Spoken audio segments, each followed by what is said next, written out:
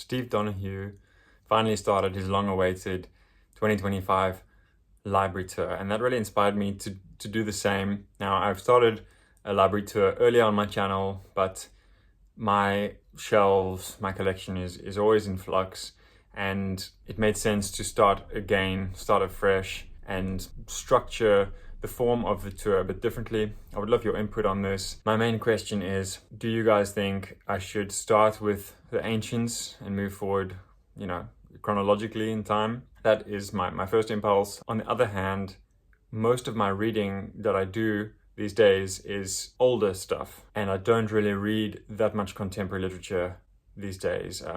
In a way, I had the idea like maybe I should start with contemporary and sort of move backwards in time, because if I start with the ancients and move through the centuries, by the time I get halfway through the library tour, there's going to be so many new editions.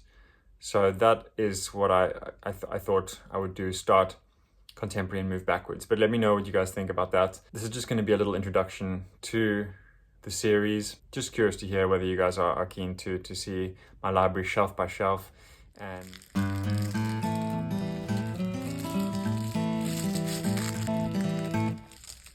so this house is filled with books, and I'll show you a couple of shots of various bookshelves in different parts of the house. But the focus will be, at least to start off with, will be here in the library. This is my office space. My son's bedroom is next door, which is great. It feels like there's a nice connection there. He also loves to be in the library here with me. He thought how it would be to wear the woolly, whiskery, brand new mustard yellow suit. So I just thought I would show you, a couple of shots of other bookcases in this house. And then I thought I would start, since this is kind of introduction, I thought I would just start with showing you what's next to my bed. Now, we're not actually going to go into the bedroom, but I just grabbed a sample from next to our bed to show you. So it hasn't always been this way, but I do see a clear trend here. And that is that I have a lot of nonfiction on the bedside bookshelf. And it's, like I said, it's not always the case. If I'm really into a novel and I'm sort of coming towards the denouement, it's the pace and the tension is being ratcheted up, then of course I'm going to take a novel to bed with me. I love reading in bed. Since becoming a dad, I have less time to read in bed, but I still always try and read. I used to read hours and hours in bed every day and long into the night, and I don't do that at this stage of my life, but I do always read at least half an hour, sometimes more, at night in bed. What I see now is a lot of nonfiction. So this is what we've got next to the bed at the moment, or at least some of the books. We've got Peter Ackroyd's biography of Charles Dickens. Now this is the abridged version, so there is a bigger, more sort of scholarly edition of this, but even the abridged version is 600 odd pages and really fascinating, really cool. It's the first time I'm actually reading Ackroyd, but he's been on my radar for quite a long time, and Dickens is a major writer for me in my personal canon, and I always like to read criticism and biographical work around the writers that I love. I think that's an important practice if you really want to go deep into your subjects. So this is great. I'm only a couple of chapters in, and it's talking about Dickens's early years, moving around with this itinerant family. His father was not the most stable individual. He was quite reckless. He was a spendthrift, and he flouted responsibility, and Dickens always had an ambivalent relationship with his father. And I think you see that thematically in his work. You see a lot of situations in which the sort of children are raising the parents in a way, or the children are parental figures and the parents are childlike and immature. And obviously once Dickens was an established, illustrious, literary figure, man of letters, I think he bailed his father out financially several times. And then I've got the poet's work, 29 poets on the origins and practice of their art. And I've actually been reading this on and off for a couple of years, and it's really up my street. Craft writing, criticism, poetics. This is writers on writers, writers on writing. This is really what I love. It's divided into origins, so like the sources and motives of poetry, and then part 2 is the poet's work. Now I've always like, okay, the first part had a sort of obliqueness and opacity, and a bit misty and dreamy, and perhaps even a bit pretentious in its ramblings, and sort of highfalutin, elevated soaring of poetic receptivity and all of that. I think at an earlier stage of my life, maybe I would have been really wooed by some of these lines of flight, but now I'm like, well, if you can't express your notions of the sources and origins of poetry without mystifying your reader, then there's something slightly suspect in that. But yeah, it's a lot of big names of the 20th century: Fernando Pessoa, Osip Mandelstam, Boris Pasternak, Federico Garcia Lorca, Wallace Stevens, René Char. Some of them were very good. Wendell Berry's The Specialization of Poetry,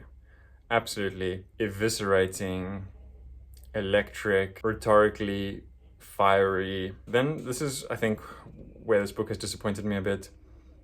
Part 2 is the poet's work, and I was like, okay, here we go. Enough with the high-minded theorizing and kind of woolly, windy pontificating about, poetic inspiration and duende. And let's talk about craft and the work of poetry. But I can see already that we've got Hart Crane, General Aims and Theories, Paul Valéry, Poet's Notebook. It's again very impressionistic, slanted, diaphanous meanderings. Next on the list is Dylan Thomas and his Poetic Manifesto. So if you see the word manifesto, you're probably going to get, again, bombastic jargon and sacralized windiness. But I do love Dylan Thomas. He is one of my key poets, so I'm curious about that one. Then I've got Zadie Smith, Feel Free, on my bedside table. And this is great. I love Zadie Smith, especially her criticism more than her fiction per se, although she's a good fiction writer. And this is her doing her thing. My only criticism of this book is that when you compare it with Changing My Mind, a book of her essays that I love, that's really literature-centric, that one. This is got a lot of her writing about films, popular, blockbuster films, and just more mainstream cultural commentary, films, and like rap music. And I'm not so really in tune with popular culture, so it hasn't quite tickled my fancy as much as her writings on E.M. Forster and Kafka, David Foster Wallace. She writes amazingly about other writers. There is some of that in this one. There's Crash by J.G. Ballard, Hanif Qureshi, The Buddha of Suburbia. And then lastly, I've got A Glossary of Literary Terms by M.H. Abrams. This was a distinguished grey eminence of the American academic world and Ivy League colleges, and contributed to authoritative literary anthologies and textbooks. So he speaks from a place of authority and experience. And I just love these kind of things. This is, again, really up my street. It's not like I'm learning basic terminology, but I'm revisiting foundational terminology and refreshing and reinvigorating my own vocabulary and my own critical framework, my own toolkit of terms and lenses. And that's always good to do as a critic, as a writer, and as a reader, to go over the foundations and solidify and fortify your foundations. And this is typical to read something like this. It is introductory, but it is so really well done. It's really well done. There's just great stuff. All key terms, Celtic revival, character and characterization, goes alphabetically. The canon, Bowdlerize, burlesque, bombast, blank verse. I'm just going backwards here. Biography, beat writers, bathos and anticlimax, ballad, atmosphere, authorship and author, archetypal criticism, archaism, ambiguity, anti-hero, and antithesis, you know. And it's not just that he defines them, it's not a dictionary, but it's elusive and referential in a delightful way. And all of these terms he links to movements, to epochs, and to other terms within this volume. So you really have a kind of network of ideas, of notions, of frameworks, of movements, and it's always handy to go over the groundwork and to refresh and revivify your own critical foundations. So that's what I've got next to my bedside, and I didn't mean to actually ramble on about those 4 nonfiction books. It seems to be that I'm enjoying nonfiction in bed at night. One other thing I want to show you in this introduction before we sign out is this beautiful stamp that my partner gave me as a Christmas present from the library of Brent Booth Jones. It's one of these old school like library stamps with my own colophon. And what I do is I actually am going systematically through the library, through the collection, and stamping books when I have talked about them in a YouTube video. And if I've talked about them twice, then they get another stamp. And that way I can just keep track of what material we use in these videos, because there's loads of books here. There's also a lot of books that I've read that I don't have anymore. I've had copies of them at various times, and I'm still slowly building up my personal library and collection now that I am a bit more grounded and living in Holland. I spent many years kind of footloose and fancy free.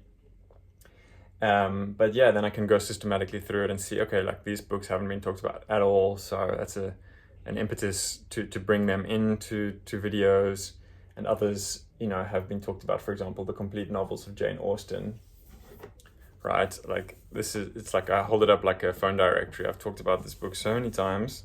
I love it, of course. And actually this is, I think, a record here. I'll show you there. See, it's got 4 stamps. Can you see that? So it's really time to give this baby a rest and focus on other books, and let that guide my video making. So yeah, that was it. Let me know if you guys think it's a good idea to crack on with a refreshed 2025 library tour, and please let me know if you think I should go chronologically from the ancients to contemporary, or if you think, you know what, do this idea, you know, enact this idea of starting contemporary and moving backwards. Practically, that makes more sense because of the direction and the momentum of my own personal reading, I think. Yeah, so we'd love to hear from you guys. You know, tell me also about how you arrange your own libraries, how you catalog your own collections. I just love to see people's libraries, so I hope that by sharing and starting this new library tour, it will spark some other people to do the same. And thanks to Steve Donahue for inspiring me to start my own library tour up fresh. All right, guys, thanks so much for watching, and see you all soon.